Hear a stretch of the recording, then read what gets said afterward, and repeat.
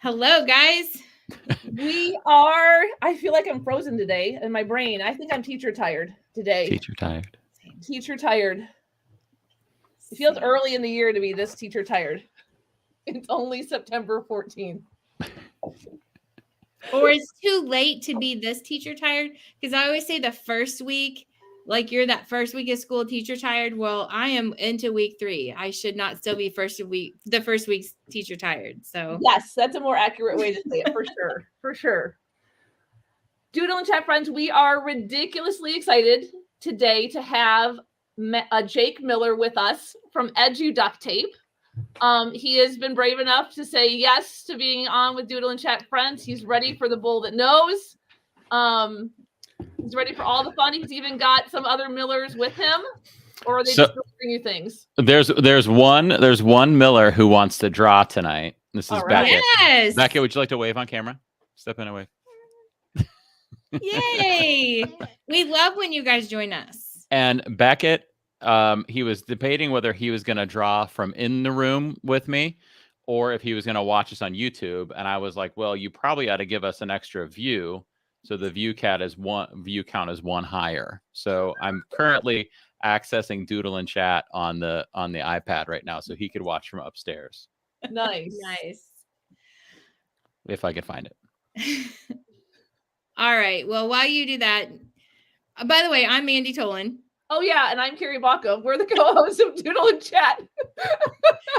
Our intro hashtag teacher tired tonight. Yes, hashtag teacher tired.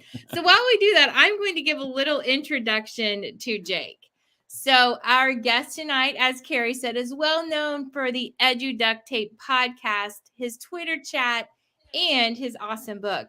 He's also super helpful on Twitter. If you're not following on Twitter, you definitely should do that. He shares great ways to use EdTech tools in the classroom. I am a personal fan of his GIFs or GIFs, whichever way you prefer to say it, of his spreadsheet skills, because I absolutely love to look at those, along with all the other fabulous things that he shares. So Jake has been a teacher, a STEM teacher, and an EdTech coach, and he currently, if I read things correctly, serves as a personalized learning specialist. Yeah, that's true. True story. Good. So even though we don't have a secret code in this episode and we don't have a soapbox to stand on, I'm still super excited to welcome Jake to Doodle and Chat. Oh, I'm so excited to get here. I get here. I just arrived. I just flew in right now to Doodle and Chat Studios. Hashtag teacher tired. That's right. Well, hashtag future dreams, right? Doodle and Chat Studios. I would say that. Yes. When it's a real studio, I'm going to come back. Can I come when it's a real studio? Yes. Yes, we actually have a list of people. They're like, when this happens, invite us back. So one of these days, listen, it's going to be big. I think you guys need like a live booth at ISTE to do this stuff. Hashtag more future plans. More future plans. So we do have a live booth at an upcoming conference. So we're going to do that at a conference here soon. So we're excited. Is it top secret what conference it is right now? I think it's still in the works. Let's just say, yeah. Okay. I think so not yet, but we have it planned. So we're going to see. Yeah. I'm excited. We are excited. Yeah. I love it. That's so exciting. I'm starting my drawing because I'm so nervous that you're going to see my drawing. It's going to look bad. I just spelled something wrong on it. Okay, listen, that always also happens. It's okay. Why did I use a pen and not a pencil? That's another frequent freak out too. It's okay. So Carrie uses a Sharpie. And there was one episode. What was the word that you spelled wrong? There was one episode and oh my gosh. It was curiosity. So I forgot a letter, added the wrong letter, crossed the letter out, added it, still missed something and had to add another one. So you're in good company. Really good company. And I probably wouldn't have caught it if Annabeth wasn't such a good speller. I would have drawn on spelling curiosity or curiosity, whatever it was. The way I spelled it. She was in the background like, Mom, you messed that up. Well, she was my Doodle and Chat partner then. And she was like, Mom, you're like missing the letter here. I love it. And then it's probably one of the funniest ones. I love that one. It was great. It's always a wild ride here. When we say a whole lot of who knows what kind of fun, we literally mean it because we never know what's going to happen here. And that's also why we love Doodle and Chat. So we are really excited that you're in here with us on this adventure today. In the studio. Yes, in the studio. In the studio. In the studio, in our little screen. That's right. But we do have our bull that knows. So we do. And Mandy's starting to read my mind. So I think Jake's done a little bit of homework. And for our friends that are joining us today, we have the bowl that knows that is filled with questions, especially for Jake. And since I also forgot, and some random questions for Jake that I'm going to add now. And we don't know what the random questions are either, because if you notice, Carrie just has a Ziploc bag and she just reaches in and grabs some random questions and tosses them in. So we also don't know what these random questions are. Very fancy. At one point in time, she knew what they were, I guess. She doesn't know which ones are going in there. We have a lot of random questions. So yes, our producer is in charge of the random questions. Do you hear my alarm going off? That's my alarm to remind my kids it's time to have their treat before they go to bed. Nice. I need one of those reminders too, just for me. Like it's the reminder, like if you don't have your treat now, you don't get one. That's right. But it's also the reminder, hey, don't forget, treats are good things. You can have one now. Treat. That's right. I like it. We should have known about the reminder, and then we could have all had a treat on Doodle and Chat while we were drawing with Jake. Because that's what everybody wants, is to be watching us like eating cookies as we're drawing. Cookies and drawings and mumbling with our mouth full of cookies, spilling my milk on my drawing. See, that's Doodle and Chat classy right there. That's what we're talking about. Perfect. All right, so we have we'll have 3 cameras on today. So Anna's going to turn our cameras on. We also have Carla and Neelan are joining us. So that's super excited. They're here. Is that me? Yeah, that's you, Mandi. Doodle and Chat classy. You know what? You need shirts like that. Go ahead and turn mine off for a minute. Try turning on mine first so that I'm underneath. Okay, we tested mine and it did not echo. We did test yours. Oh, no echo. Let me get started while we're waiting to. Jake's. Look at mine with my incorrect spelling on it already. I tried to write teacher tired and I misspelled tired. I was hashtagging the chat in advance and spelled it wrong. Hold on, even better. Let's start over again. All right, Annabeth, let's try it again. I know. I'm gonna just keep. I'm not blurry now. Why? Can we mute her? Are we good?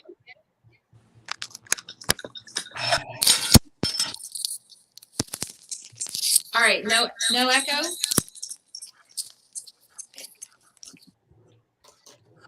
Did that fix it? Are we better? Yes. Okay. All right. Way to go, Mandi. Woo woo. I had to mute It wasn't me, it was Annabeth. Oh, way to go, producer. All right, guys, listen, we keep it classy on Doodle and Chat. Well, you know what? Neelan and Carla are here right now. They're like, this is just old school for them. Like they would be surprised if it wasn't a wee bit of a hot mess. They'd be like, what's going on? We did a sound check and it worked. I don't understand. All right, Jake said he was ready. Now we'll see if he really was ready. Okay. We've got our first question. Okay. Besides playing Mall Madness while eating cereal, what makes a great Saturday morning in your house? Did you guys know that we play Mall Madness here?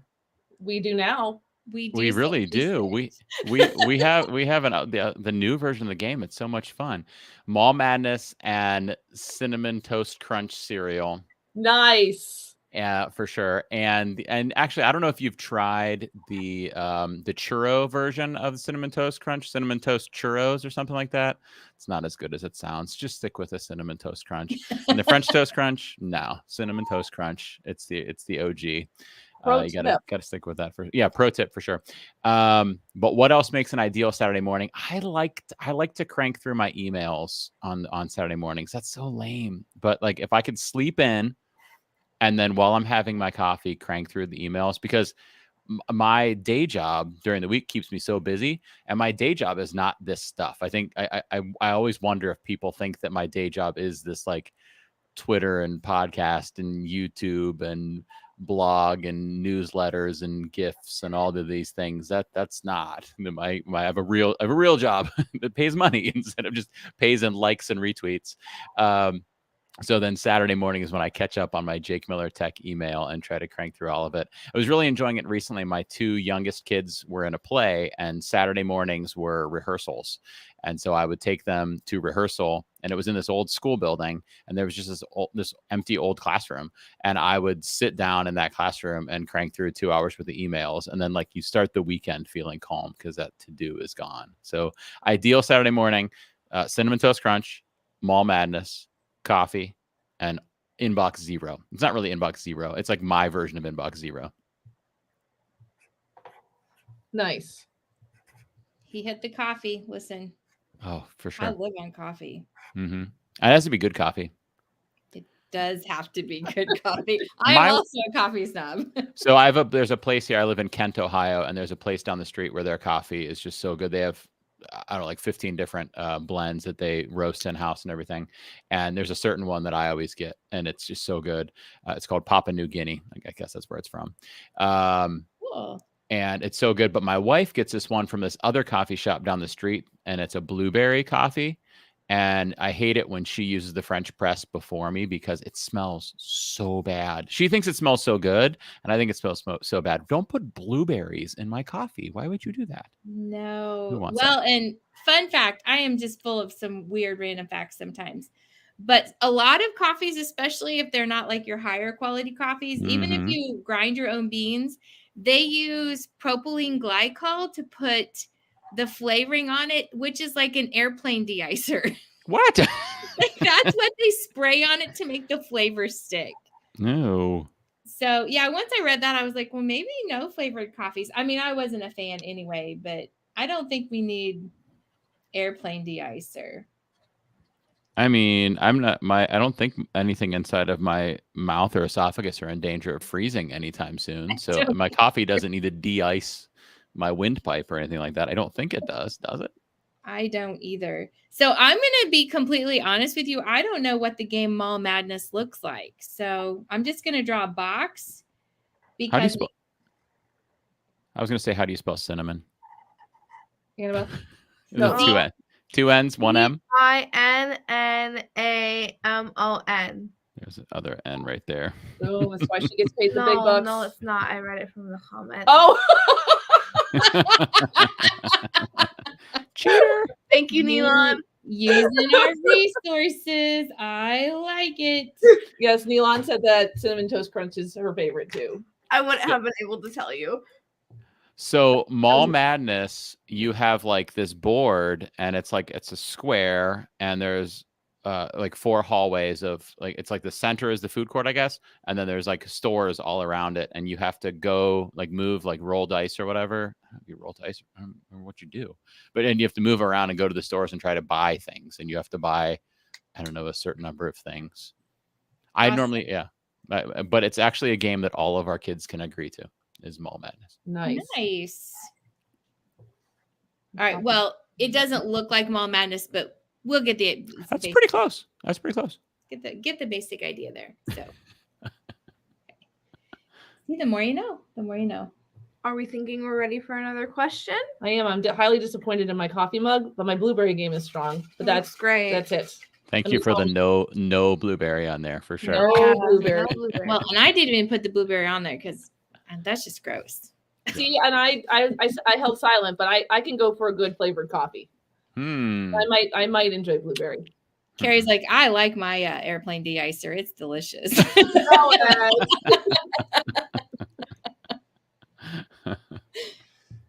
Okay, so our next one is dominating a bounce house, tater tot casserole, and overheads. What is your favorite silly metaphor to use in the classroom?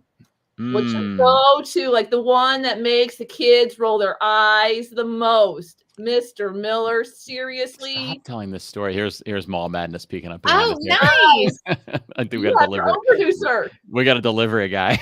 I like it though. Thank you, because I wasn't sure what it looked like. So that's perfect. Okay, so Mall Madness, tater tot casserole. It's tater tot casserole for sure because I love talking about tater tot casserole. And for those people who've heard me do my keynote or do my talk or do the soapbox in the Educational Duct Tape podcast about that particular story, know that in the video that I was referencing that had the tater tot casserole in it, there was peas in the tater tot casserole, which just seems like a horrible idea. Don't do that. And they were frozen peas too, not even like some kind of like fresh peas. There's probably there wouldn't be airplane de-icer in them because they're frozen. You want ice, but there's something else bad in there that makes them frozen. So definitely tater tot casserole because it's delicious. Do you guys like tater tot casserole? I don't know if I've had it as a casserole. I've had it like as an appetizer at a party. Kind of like tater tots and some chives and some cheese. Never peas. Meat. Oh no! So we love tater tot casserole at my house, and my family would be appalled if there was peas in that thing. Yeah, like that is. I agree with you 100%. Maybe I've been missing the tater tot casserole game. I would also say no to peas. I am not a pea person. That's just it's not even a favorite veg. It's not even a preferred vegetable. Not even in the casserole.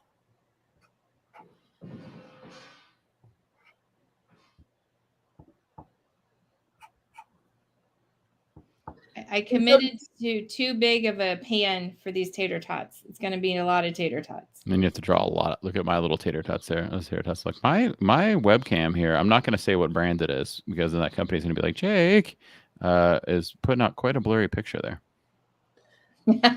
Or maybe it's the Chromebook that I've got hooked up to. So Jake, is there a story that goes along with the no peas?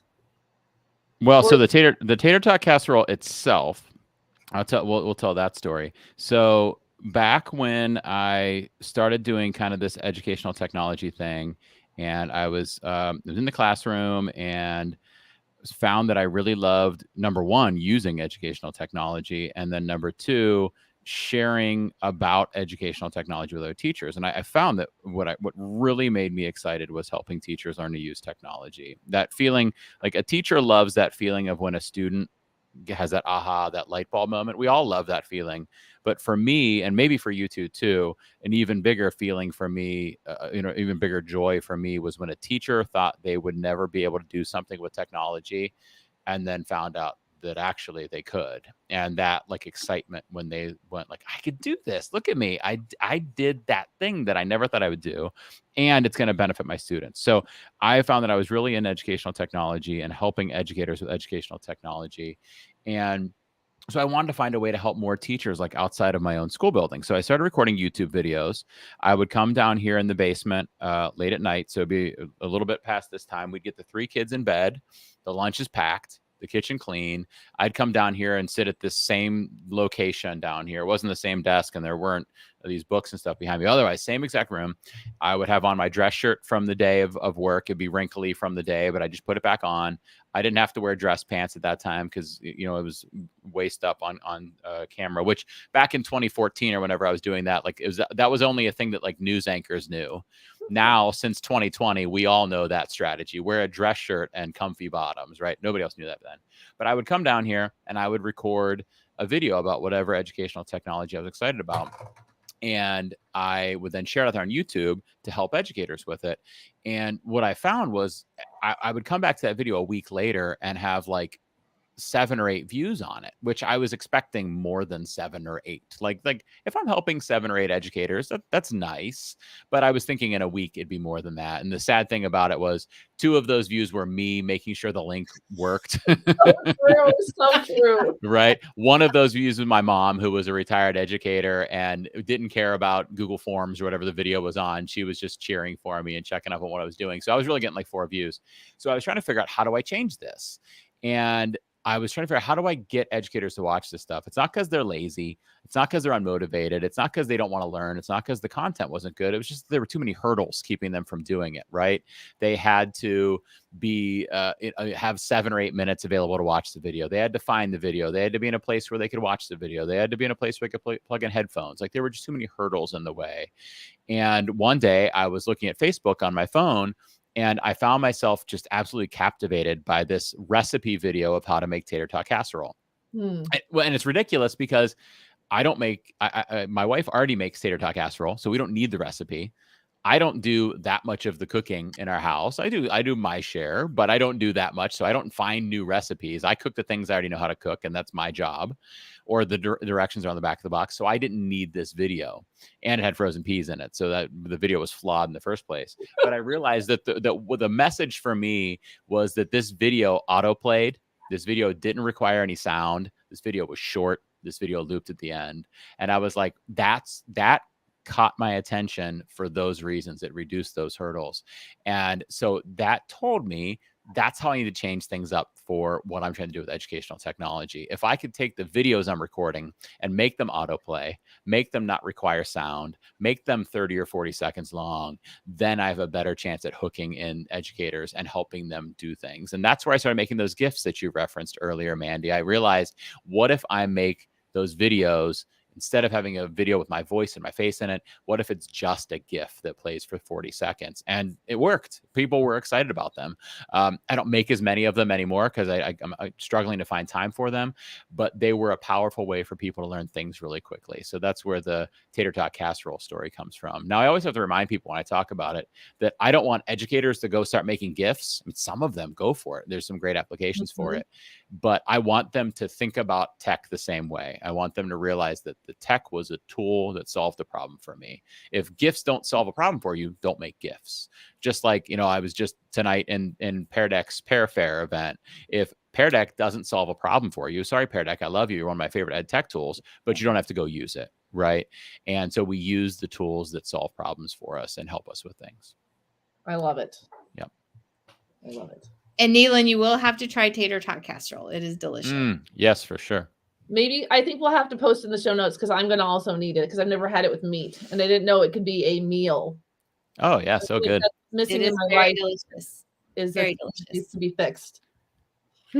It's got my favorite things: cheese, meat, and tater tots. That's all that matters. I almost said hash browns. It'd be fine with hash browns too. That would work. It would. I mean, once you cover it in cheese, you don't know. Right. Pretty much anything. Okay, I have another question. In your book, Education Duct Tape, you share more than 80 contemporary EdTech tools. Which contemporary EdTech tool do you find yourself sharing and talking about again and again? I just mentioned it, and it's Pear Deck because Pear Deck is one that I just left the classroom 4 months ago to this personalized specialist learning role. But these last 2 years in the classroom, especially during like remote learning, but also outside of remote learning, Pear Deck was just such a powerful tool for me because I could use it for a kind of direct instruction kind of lesson. I can get formative assessment while we were going. I could connect with all my students. I could hear from all of my students. We could do fun activities in there, but I could also use it for asynchronous things like a homework assignment, or maybe just when everybody was working at their own pace or within a choice board. So Pear Deck was really, really powerful for me. I will say Nearpod, pretty much the same thing, and in some ways better, in some ways worse. I mean, they both have kind of trade-offs. Nearpod's fantastic. It does the same thing. I just happened to be in a Pear Deck school at the time, so fell in love with it, and I would gladly use Nearpod as well. There's a couple other like ClassKick and stuff like that are out there that do it too. But what I love about a tool like that is that teacher learns one tool and use it for formative assessment, for connection with their students, for delivery of lessons, you could use it for regular assessments if you really wanted to, for fun, for like so many different things. And they only had to learn one tool for it. So I love a tool that a teacher, especially a novice technology using teacher, can use in a lot of different ways. I completely agree with you. And I did a bad job with Perry, so I hope they're not going to judge. There's no judging in Doodle and Chat. That's right. But Perry has a very cute little Perry. I love Perry, but he's right here behind me. I know. I have one. Mine is in my desk at school. Yep. Let me look at him while I draw here. Cool. So I also love to share about Pear Deck. And I have there are great things that I've used in my classes with Pear Deck. But currently, and with what I'm doing, it's the same thing. Like, it's not solving it doesn't have a purpose. It's not solving a problem that I have.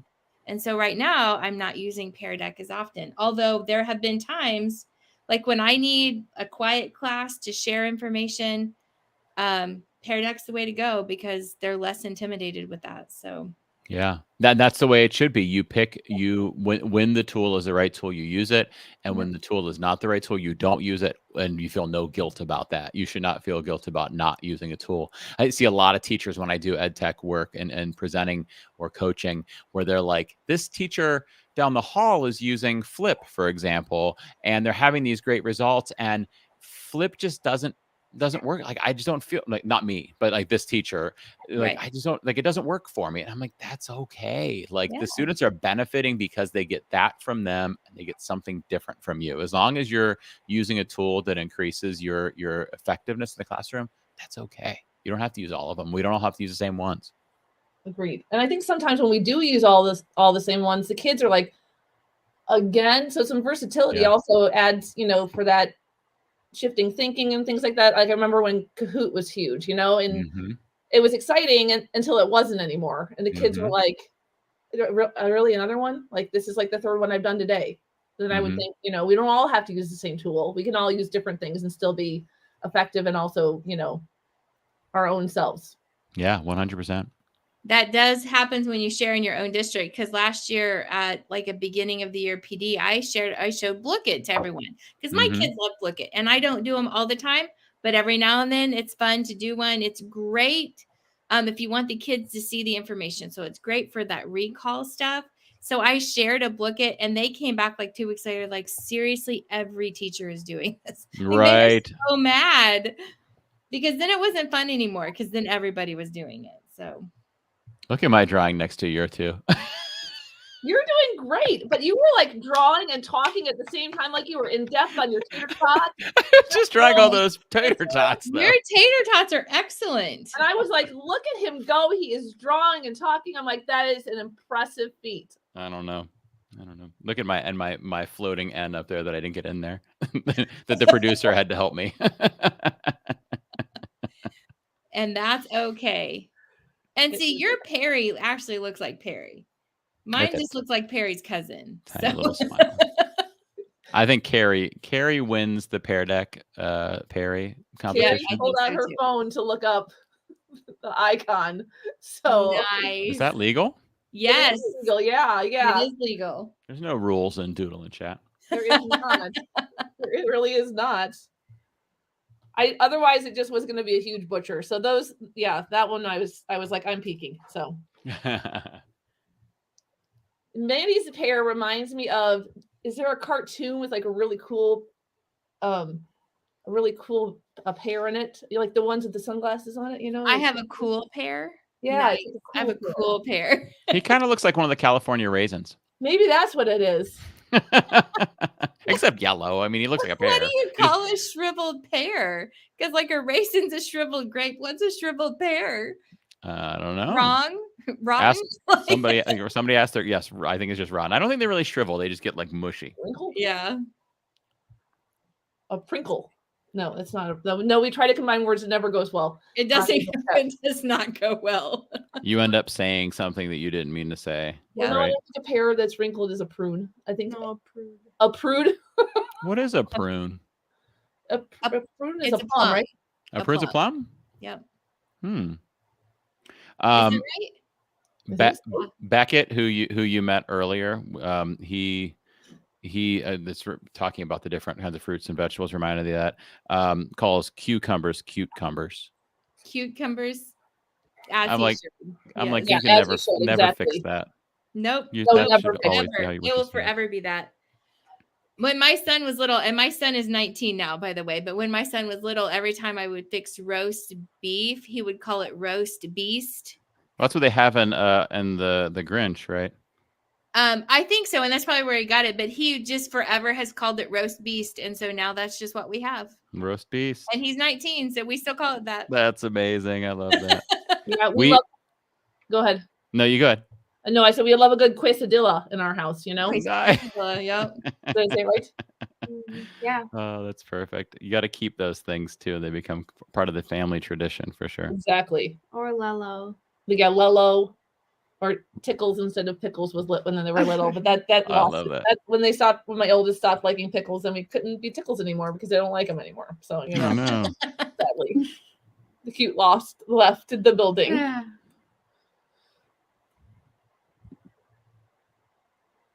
Oh, my hand's in the way. No, that's all right. This Oh, is it's my- a toolbox. my I love toolbox. it. Here's a saw. This is how you draw a screwdriver. There you go. It's done. That's how I draw a Perfect. screwdriver. Yep, that's it. That's how it works. Wait a second. What does the tater tot casserole pan say? Producer, zoom in on Jake's drawing. And Yuritsa was here. Well, good night, Yuritsa. I'm glad you were here for a while. Hi, Yuritsa. Heart. That's a hard G gif right there. And you knew why I said that at the beginning. Yeah. I got to represent right here with my tater tot casserole. And then Carla said her mom used to make enchilada. Does that sound right? Enchiladas. Enchiladas. I love that. Enchiladas. I love it. Yep. I love it. I think we have time for another. We have plenty of time. Another question? Yeah. Yes. Okay. Well, this one. We have a surprise question. All right. So so now I don't even know. Is it GIFs or GIFs, or is that the funny? I call them GIFs. Mandy, Okay, what do you call them? I also call them gifts. Yes. Peanut butter. The originator called them. He passed away a year or so ago. Called them GIFs. Yes, he did. But I don't think. I mean, Oh. props to the guy for inventing the file format. But I get to pick how to pronounce it. Yeah, Okay. I do too. And I forever have called it GIF, and I would correct people and tell them that they were wrong. And then they're like, but the creator, I'm like, well, he was also wrong. So. Yeah. Carla's with us. Carla says team gift. Thanks, Carla. So aside for your love for GIFs, there's Mhm. also a love for emojis, right? Yeah. So we thought that aside from the doodling and the chatting, why not have a doodle or a emoji sentence that you need to decipher or to uncode is what's the right word? Decode. Decode. Yeah, thank you. We've got a special one, a decipher. Wait, cipher? No, not Decipher. Decipher. So bad right now. Teacher tired. Teacher tired. So we've got a special emoji sentence just for you, Jake. All right. And we're keeping it super high tech with the piece of paper Nice. for you to read. So we'll help you along as you go through the sentence.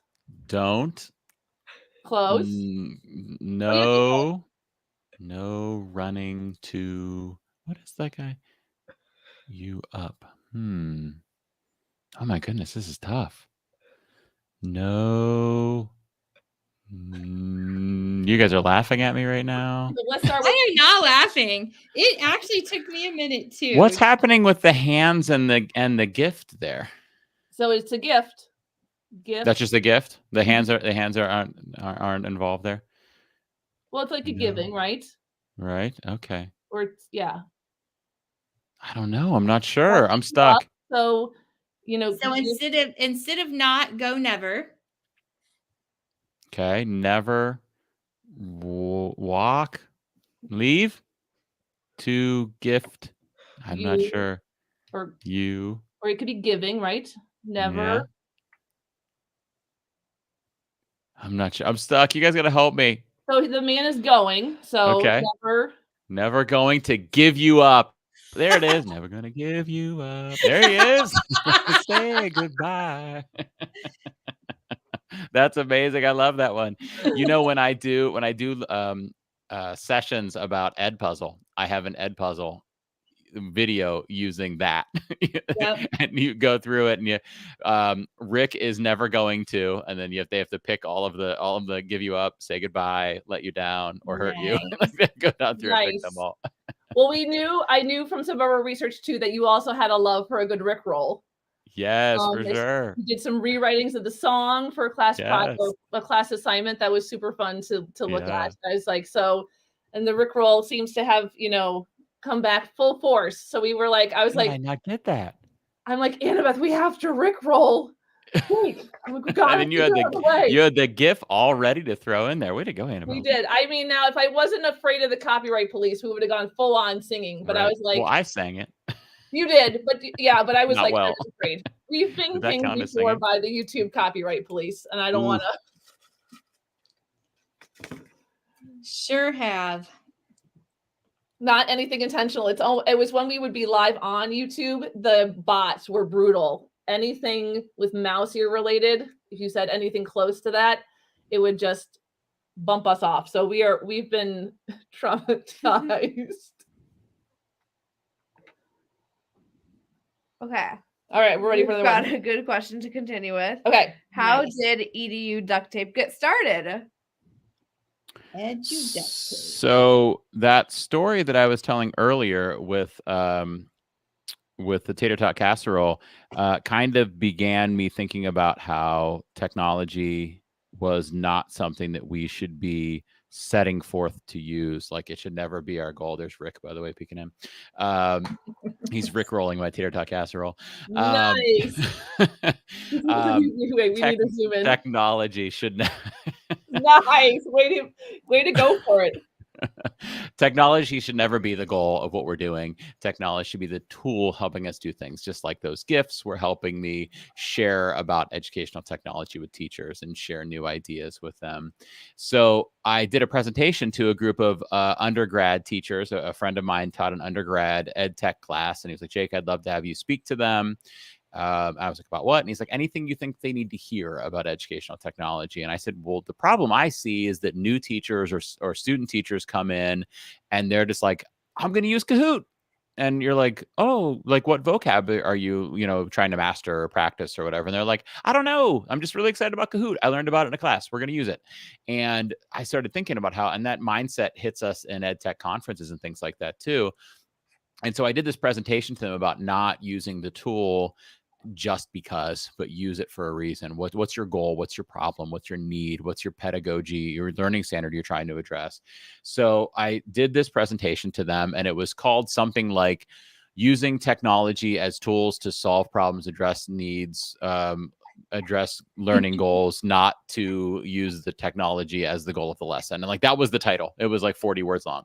And so I asked the professor after the session, I was like, what do you think of that? Because I'm thinking of continuing to use that more often in presentations and things like that. And he's like, well, I like it a lot, but the name, that was rough. And I was like, what do you mean? And he's like, it needs a sexier name, he said. And I said, okay, all right, great. So I started kind of thinking about different names to go with to talk about this kind of mindset. And I was stuck for a while until one day we have an inflatable bounce house, which we hit on one of those questions earlier, and not blue TP. I love that. Because I made it, I'm like, it definitely looks like one of those giant rolls of toilet paper. For sure. I don't know if there is blue TP out there, but that doesn't make it. So where the duct tape part came from, we have this inflatable bounce house that my kids, we don't use as much anymore now that they're big, but we used to take it out pretty regularly. And one day I was inflating it for the kids, and I hated this bounce house. It was such a pain to inflate and deflate and put away and all this stuff. And it took up so much space, but the kids had fun with it. And one day I was inflating it and I hear the sound, and I know it's got a hole in it. And my first thought is Mr. Burns from The Simpsons. Yes. Excellent. Because I thought I get to throw this thing away now. But then I see how cute the kids are, and they're giggling at the sound. And I think, I've got to fix it. And so I needed something to fix it. And duct tape turned out to be the perfect tool for fixing that problem. And so it did. I put a little piece of duct tape over the hole and it patched it. And if I pulled that bounce house out now, you'd see like 8 pieces of duct tape on it in a variety of spots. And that linked up in my head. This duct tape is a tool that I use to solve a problem, right? I wasn't planning on using duct tape. I was planning on playing with the bounce house with the kids. The duct tape solved the problem that we had. And that's how we should address or look at educational technology. That's where it came from. Mandi, I've got a draw for you right now. Whenever I sign a copy of my book for somebody, I give it to Jake, of course. And then I draw a roll of duct tape. Now that obviously is problematic because it looks even more like toilet paper than yours did because now it's not blue. So whenever I'm speaking at a conference, not only do I take a pen, I take a pencil, and then I have to add some like gray swirls and some gray horizontal lines there. And they're like, why are you doing that? I'm like, so it doesn't look like toilet paper. But you know what? It still kind of looks like toilet paper. I love it. I absolutely love it. So, and I noticed this a long time ago because I also have a session where I teach people how to use Google Drawing and the tools inside of that to create images. And your duct tape like is just made from shapes, right? Like when you first made it, wasn't it just like You mean in the logo that I use? logo? Yeah. Did you use No, shapes? Because every time I look at it, I'm like, man, I just want to show people and say, look, you could do this in Google Drawing. So I think no, that one's not a Google Drawings one. A lot of the stuff that I do use is Google Drawings. I mean, it's so easy. And sometimes I go in there just to make something that's just like a mock-up or a prototype of something. And I'm like, this looks pretty good just like this. I'm just gonna stick with Google Drawings. That particular logo was, and I believe that was Corel Draw, which is a graphics kind of program. But it started off as an actual roll of duct tape for that one. But a lot of the other stuff, just Google Drawings and slides and things like that. Awesome. All right, more questions? I think we have time for two? maybe two. Yeah. Yeah. Okay. The bowl is heavy in duct tape tonight.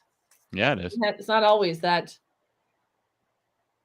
What is the most outdated piece of tech you still use regularly? Oh, for goodness sake, the random ones. Like now the bowl just won't let us get away from tech tonight, Jake. The most outdated piece of tech that I use, is it daily or regularly? What was the word there? Either one. Either one. Just regularly. I'm trying to think. What do I use that's technology? Oh, I not as often as I want to, but I have a record player and I love the sound of a true record. Like I listen a lot to just music on Spotify and Google Home because I could just yell out to it what to play. But if I get time to just sit down and do something, I would definitely for sure prefer to hear a record on vinyl. It just sounds so much better. There's just something about it. I don't know what it is, like that crackle of it. So it's a relatively new record player, but I think that counts as outdated for sure.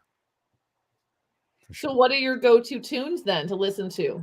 Like what do you I listen to a lot of stuff, but if I'm putting on vinyl, I'm probably it's often either the Black Keys, one of my very favorite bands, a contemporary band, or I have an old Rolling Stones greatest hits from in like the 60s. It was one of their earliest greatest hits albums, and that one on vinyl, I don't know. There's something special about it. I don't think I've ever listened to the Rolling Stones on Spotify, but Rolling Stones on vinyl, I don't know. It's just right. It's made for it for sure. But I listen to a lot of stuff. I'm one of those people where if Spotify makes a mix for me of like, this is what you listened to this year. Like, I think like Spotify might put a note in like, we're worried you have like a personality disorder or something, because you're all over the place, man.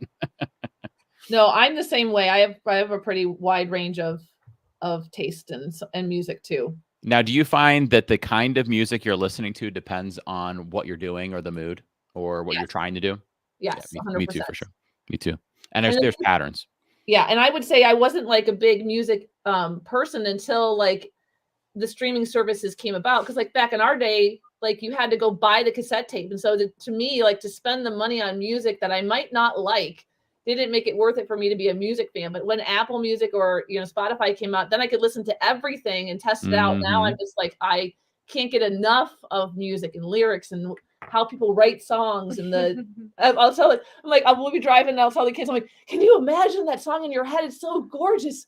Or that song was such a great story. Did you hear it? Don't you love what they did there with that image? And then, yeah, right. I'm the same way. I love it. Or you have to listen to this one. It tells such a great story. They're such a great storyteller. Yep. My favorite is it does depend on the mood, because I was working on a quilt, so I'd always put on my headphones and it was just disco music while I sewed. Yeah. That's your sewing music is disco music. That's amazing. Yeah. See, I am less about the words and more about the beat and whatever's happening. So and that depends on what I'm listening to is what I'm doing, because it depends on the beat that I'm listening to. So there are actually songs, and I will sing along and not even really pay attention to the words. And so there are some of those songs where like later you're actually kind of paying attention. You're like, I've been singing this song out loud, and this is not a song that you should sing out loud. Like some of these lyrics are bad. But you were talking about like being a music person. So I am older than both of you by a lot.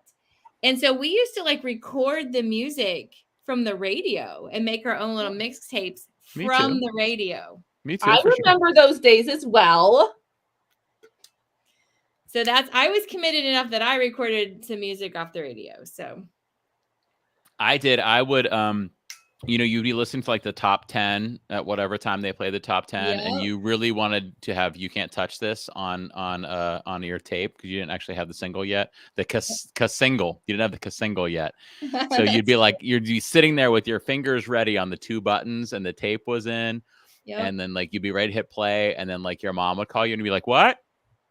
And then the song was starting. You're like, "No, I missed it again. I missed it." You get the second half of the song. Yep. Absolutely. Or on like New Year's Eve, they would do like the 100 songs of the year, like the 100 top songs of the year or whatever. And I tell you what, I just sit there and just record. So got a lot of good songs that way. For sure. I think we have time for more. Oh, wow. Come on, Bowl. Hey. What in the world doing?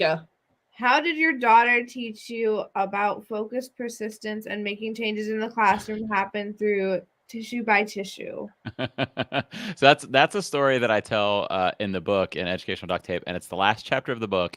And I don't know if you two are art people. You like to draw, so I know you know the state of flow, right? That flow where like something, like your brain is just into something and you're flowing. That was one chapter of the book that I didn't struggle with at all. Like that was one that just like poured out of me. And the funny thing is, it was a story. So when I was planning out the book back when I had the idea to write it, and a lot of those things became soapbox moments in my podcast first. That was kind of how I was figuring them out to get them ready for the book. But when I knew I was writing the book, I was like, I want a lot of stories, like personal stories, funny stories to connect to. So I sat down one time and I brainstormed as many as I could. And then I asked my wife and kids to do the same things. Like, what funny family stories do we have that resonate? Just brainstorm as long of a list as you can. And all 5 of us listed this same story. Like there were overlaps, but this same story we all listed. So we have this video. We were in a place here in Ohio called Great Wolf Lodge, and there are Great Wolf Lodges around the country and other places, but it's a indoor amusement park or indoor water park / hotel. And our 2 oldest kids were probably 2 and 4 at the time. Maybe she was younger than 2. And it was late at night. My wife and I were exhausted from a day in the water park. We just wanted to sit down and go to sleep. The kids still somehow had energy. I'm not sure how they do that when you're on trips. Like they have like endless, boundless energy. But they did. And so this hotel room had one of those tissue boxes that's in the side of the sink. It's like sticking out and you just like grab them as you go by. And she discovered it as a 2-year-old or slightly under 2-year-old and pulled one out and realized there was another one after that. And pulled that one out. And then there was another one after that and pulled that one out and then another one out. And we took a video of her doing this. And by the end of this, first of all, my son, who was 4 at the time, is in tears laughing. Like that's my favorite part of the video, is hearing his like belly laugh as the whole thing is happening. It's such a funny video. And me and my wife are like, what are you doing? He's just laughing hysterically.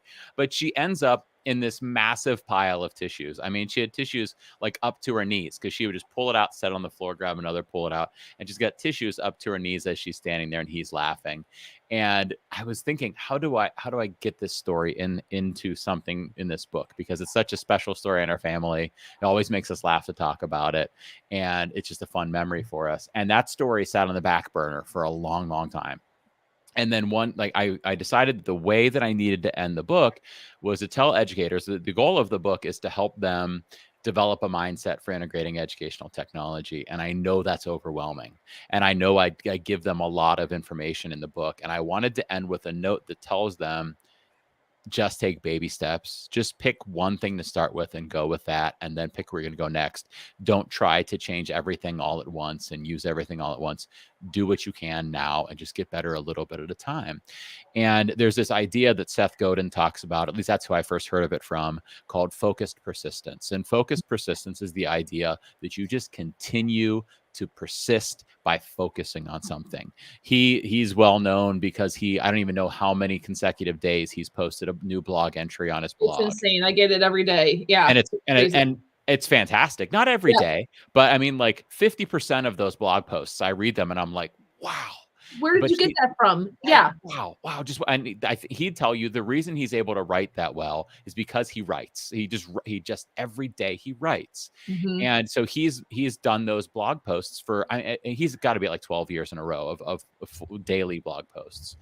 And they say, how did you write 12 years of blog posts in a row? And he'd say something to the idea of, I wrote one day. And then the next day I wrote another day. And then the next day I wrote another day. And then I just kept going. That's focused persistence.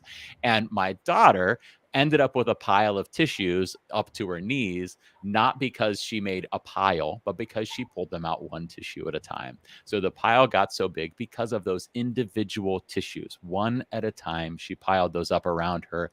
That's focused persistence. And so I think that's what we need to do as educators in our classrooms. I know it's what I've done throughout my career. I'm still not the best I could be, but every day I try to be better than I used to be, right? And every day I try to add something new or improve something new about my class or my practice or my teaching. The same goes for my podcast or my presenting. I just try to get a little bit better every day. I know there's other things I could change. I can't do it all at once. So I try kind of one new thing at a time. I go like, what can I do next? For my daughter, it was that next tissue, right? For Seth Godin, it's tomorrow's blog. For me, it was, more formative assessment in my class. It was ramping up the options in my class or having more UDL in the class. So it's one at a time, one tissue at a time, one blog post at a time, one tech tool at a time, one lesson at a time, whatever it is. That's focused persistence. And day by day, the changes are incremental. It's one tissue at a time. But when you look at it at the end, like, that's a really big pile of tissues, right? And we're doing some really great stuff in our classrooms too. That's a lot of blog posts, right? And so that's where that story came in. And when my mind clicked onto that connection, I just started writing, and that one just flowed for sure. I love it. I do too. Such a great visual too. Oh, she was so cute too. It makes it so accessible just to listen to it. I mean, it really is the most simplistic visual of a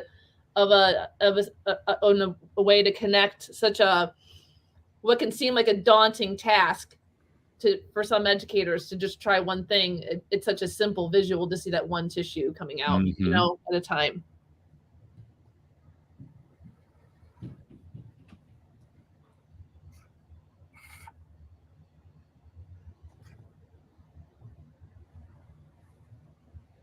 Your drawings are so much better than mine.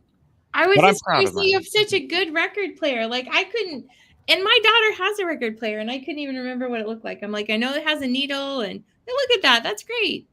It is great. He has a person in there too. You could tell I was a math teacher because I drew a dynamite rectangular prism right there for that record player, didn't I? And you knew what it's called too. That's not just a box. Square.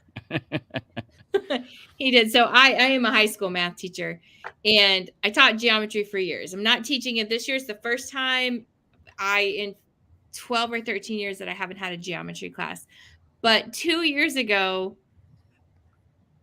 I think it was 2 years ago. I tell you what, COVID has messed with my time frame. But I'm teaching, like, just introducing to high school students, and we're getting ready to do surface area and volume. So I'm just putting up like basic geometric shapes. I drew a rectangle and a square, and I was going on and labeling it, and I get to the rectangle, and the girl's like, "Why did you put rectangle?" And I was like, what else would I put? She's like, "That's a long square." And I said, "What do you mean?" And she's like, "No, rectangles have to be like really long and skinny." She's like, "That's just a long square." And I said, "A square has to have 4 congruent sides. Like, they have to be all the same." She's like, "Nope, that's not right." That's a long square. I said, who told you this? And so she just calls out her teacher from last year, who happened to be next door. So I'm like, be right back. And I walked in the door. I'm like, she had a plan. I said, can you come over for a second? What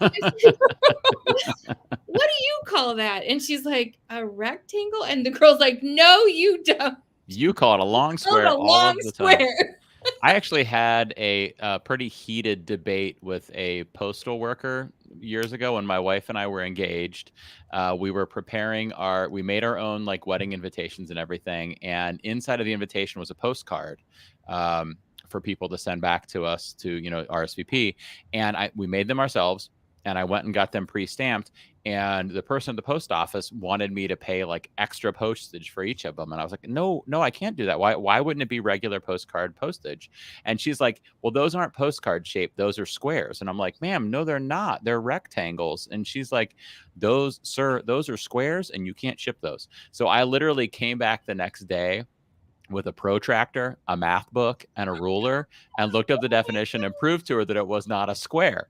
And finally, like, her manager came out and he's like, sir, what she's trying to tell you is that there is a limit to how close the ratio of the two sides can be. And the ratio for yours is too close. And I'm like, well, she said it's a square. It's not a square. And he's like, sir, I know it's not a square, but you cannot ship those at those postage rates. I didn't. Well, at least he used the word ratio. So good for him. Yes. I didn't know that. Interesting. It was like too close. Yeah. I've got a visitor. Is now okay time for me to show a visitor? Yes. My visitor's got to go to bed. Yes. This is the best I could do.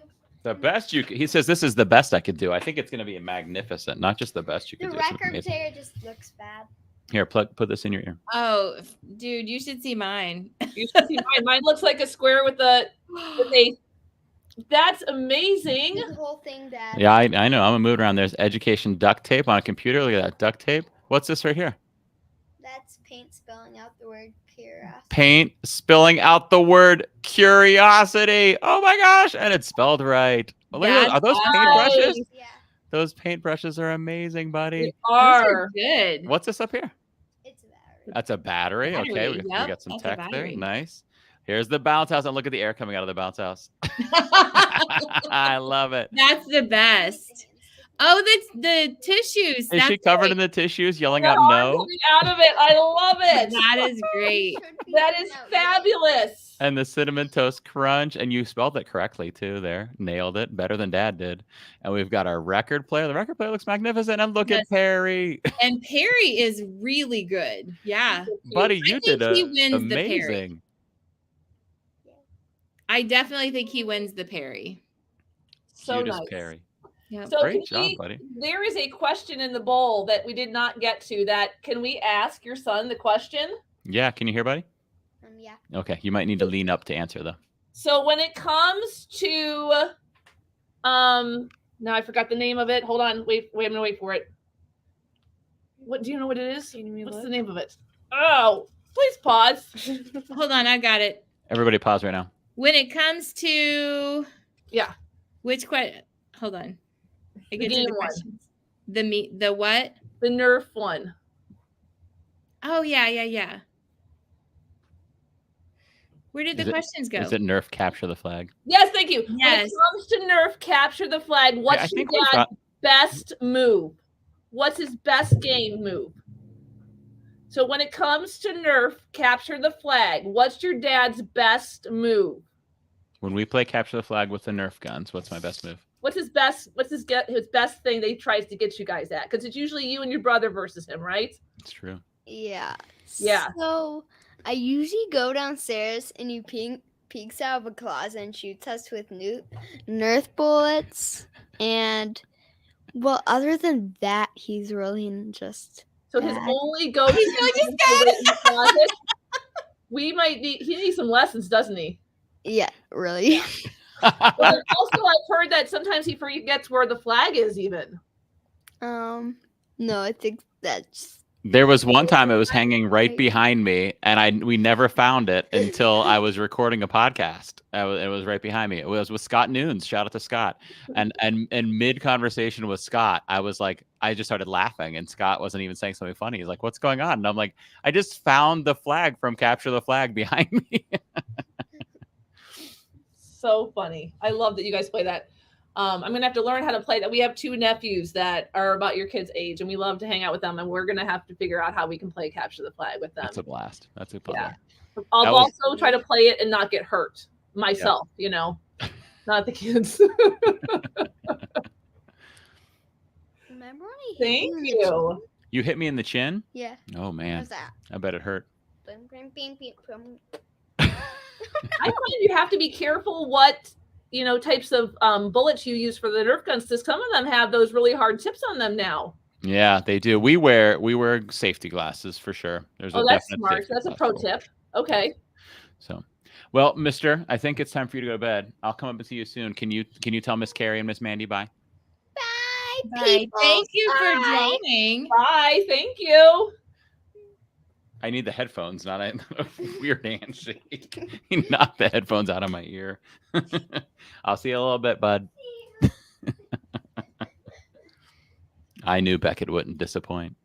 That was awesome. Very good. Very good. I got a little you peeking out of the closet with your flag hanging up above. It's not great. That's amazing. I love Kind that. of look like maybe, I don't know. Are your flags red or yellow? Because I know sometimes capture the flag is yellow. I think we have a red one and a blue one And for a a red blue team and a one. blue team, but we can't find the blue one. So the other team has to just use like a random sock. Which makes it even better. I love it. It's here somewhere. We'll find it someday.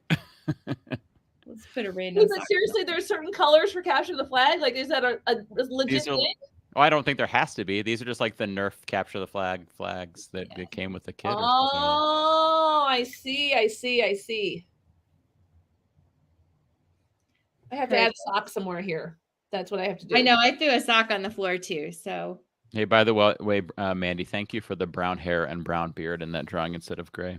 You are welcome. Listen, I embrace that myself. So. I was telling my wife today, I think I'm the character from the Santa Claus. Because I like all of a sudden my belly's gonna start growing because my beard is rapidly going in Santa Claus mode. I'm just becoming Santa Claus. That is the first thing that went with my husband too. So his beard turned gray before his hair turned gray, and it looked really funny. Mm-hmm. Now he has a lot of gray hair too. So.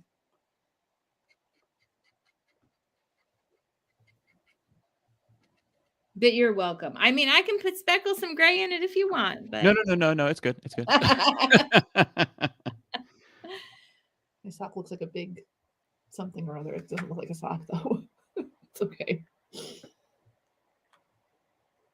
Oh, did you read Carla's? So Carla said, so this is a full circle moment because once upon a time, Jake mentioned my pencil made me do it, and I knew I had to read it, and that led me to Doodle and Chat. Oh my gosh, how crazy! I wonder when that was. Maybe it was been. So Jen Giffen and I have talked sketchnoting on the podcast before, and Sylvia Duckworth and I have talked sketchnoting on the podcast before. So maybe that's where that came from. How crazy though! Funny, small world. That's so cool. Carla's awesome, by the way.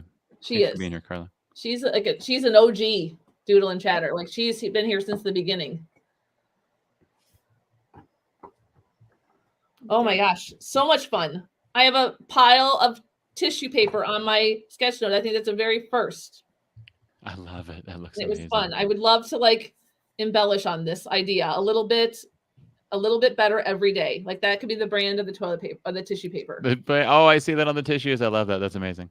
Like if I had more time, like that box, make it 3D, and like that could be the name of the brand of tissue paper. A little bit better every day, and then it's all over the place. But then I would want to include your son's hand. That was so clever that the hand was sticking up out of the tissue paper. I like that. That was really good. That was a good tip. That was a good ad. Yeah, that was so good. Oh, I'm going to be hanging this drawing up for sure. This is amazing. Yeah. He did a great job. He did do a great job. Are you going to pull us off of our drawings and we'll wrap things up for tonight? All right, Doodle and Chat friends and Jake Miller, thank you so much for being here with us tonight. If you were here and you drew with us, please share out your Doodle and Chat using hashtag Doodle and Chat so all of us can see all the fun we had here tonight. If you're here watching after the live broadcast, we also love, Mandi and I love to see all the Doodle and Chats that everybody shares with us. And we're very excited to see everybody back here next Wednesday night at 8 p.m. Central Standard Time. Thanks, everybody. See ya. Thank you. Bye.